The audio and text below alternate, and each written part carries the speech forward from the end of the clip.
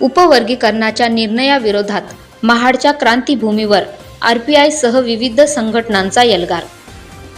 महाडच्या ऐतिहासिक क्रांतीभूमीवर महाराष्ट्र शासनाच्या अनुसूचित जातीच्या उपवर्गीकरणाच्या निर्णयाविरोधात Republican Party of India, Bauddhajan Panchayat Samiti Mahad, भारतीय बौद्ध महासभा, बामसेफ सह विविध सामाजिक धार्मिक संघटना, विद्यार्थी आणि महिला वर्गाच्या वतीने तीव्र आंदोलन करण्यात आले। आरक्षण हा अनेक पिढ्यांच्या संघर्षातून मिळालेला घटनात्मक अधिकार असून उपवर्गीकरणाच्या माध्यमातून अनुसूचित जातींमध्ये फूट पाडण्याचा सरकारचा प्रयत्न असल्याचा आरोप आंदोलनकर्त्यांनी केला। महाडच्या क्रांतीभूमीतून सरकारच्या निर्णयाचा जाहीर निषेध करत हा निर्णय तातडीने मागे घ्यावा, अन्यथा राज्यभर तीव्र आंदोलन छेडण्याचा इशारा देण्यात आला। Dhammasheel Sawant, news bureau, Raigad.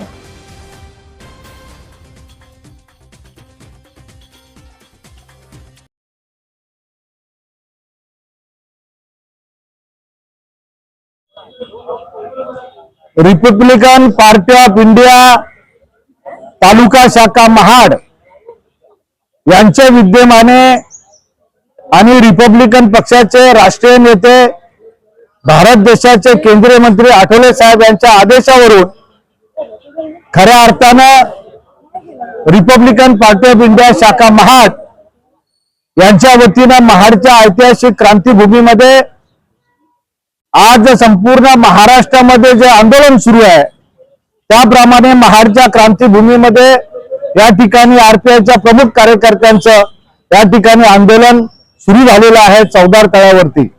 या आंदोलनामध्ये नुसता रिपब्लिकन पक्ष एकटा नसून महाडच्या ऐतिहासिक क्रांतीभूमीतल्या ज्या ज्या सामाजिक धार्मिक संघटना आहेत त्याच्यामध्ये बौद्ध महासभा आहे, त्याच्यामध्ये बौद्धजन पंचायत समिती आहे, त्याच्यानंतर बामसेफ संघटना आहे, त्याच्यानंतर महामानव डॉक्टर बाबासाहेब आंबेडकर कॉलेजच्या वेगवेगळ्या विद्यार्थी संघटना या ठिकाणी सहभागी झालेल्या आहेत आणि महिला आघाडी देखील या ठिकाणी सामाजिक कार्यकर्ते सहभागी झालेले आहेत। असा या ठिकाणी महाराष्ट्र शासनाने जो उपवर्गीकरणाचा घाट घातलेला आहे त्याच्या विरोधात या ठिकाणी खऱ्या अर्थानं हे आंदोलन रिपब्लिकन पक्षाच्या पुढाकारानं या ठिकाणी सुरू झालेले आहे। मी सगळ्या सामाजिक संघटनेचा या ठिकाणी खऱ्या अर्थानं त्यांना धन्यवाद देतो की आपण या ठिकाणी आंदोलनामध्ये सहभागी झालेला आहात। आमच्या सरकारला म्हणणं आहे, या महाडच्या ऐतिहासिक क्रांतीभूमीमध्ये आमच्या सरकारला खऱ्या अर्थानं निरोप आहे की अरे अनेक वर्षातून आणि आमच्या अनेक पिढ्या या ठिकाणी बर्बाद झाल्या, अनेक पिढ्या आमच्या नष्ट झाल्या। हे आरक्षण का सहजासहजी आम्हाला मिळालेलं नाही आहे।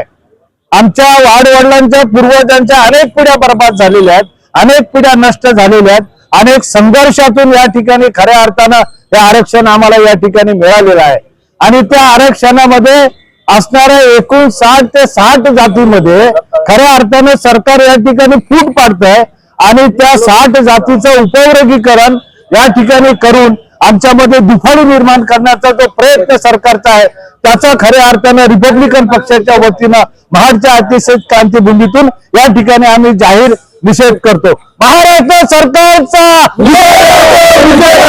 महाराष्ट्र सरकारचा निषेध।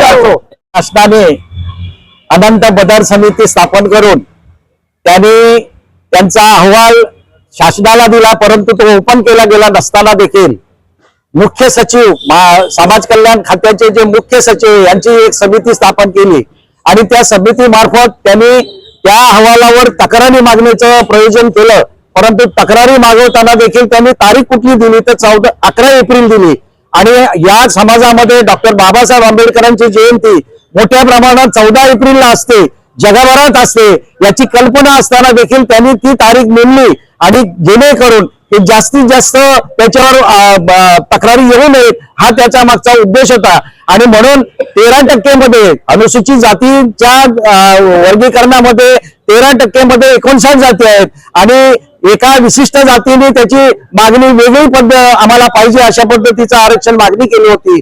पण तरी देखील जर त्यांच्यामध्ये आमच्या 59 जातीमध्ये जर फूट निर्माण केली तर शासनाचं जे तोडून जे धोरण आहे ते सक्सेस होईल. आणि ह्याच्यासाठी महाराष्ट्र शासनाने जरी कोर्टाने निर्णय दिला असला तरी कोर्टाने असं सांगितलेलं की तुम्ही कंपल्शन त्याच्यावर निर्णय घ्या, तुम्ही ऐच्छिक निर्णय घ्या, तुम्हाला पटत असेल तर घ्या. आणि असं असताना देखील बदर समितीचा अहवाल कुठलाही फुटलेला नसताना आम्हाला बदर समितीमध्ये काय लिहिलेलं आहे याची कुठलीही कल्पना नसताना तक्रारी मागवण्यात आल्या. आणि या तक्रारी जवळपास मला वाटतं 3 लाखाच्या वरती आहेत आणि 3च मेंबर त्याच्यावर नेमणूक केलेले आहे. याच्यावरनं काही निष्पन्न होणार नाही. आमचं म्हणणं आहे की आमच्या 13% मध्ये ज्या 59 जाती आहेत ते एकसंघ राहिला पाहिजे. डॉक्टर बाबासाहेब आंबेडकरांचं धोरण असं होतं की ते 59 जातींचा एक समाज म्हणून निर्माण करण्याची त्यांचं प्रयोजन होतं. आणि अशा अवस्थेत देखील आमचं महाराष्ट्र शासन आमच्यात फूट निर्माण करून आमच्यामध्ये भेद निर्माण करून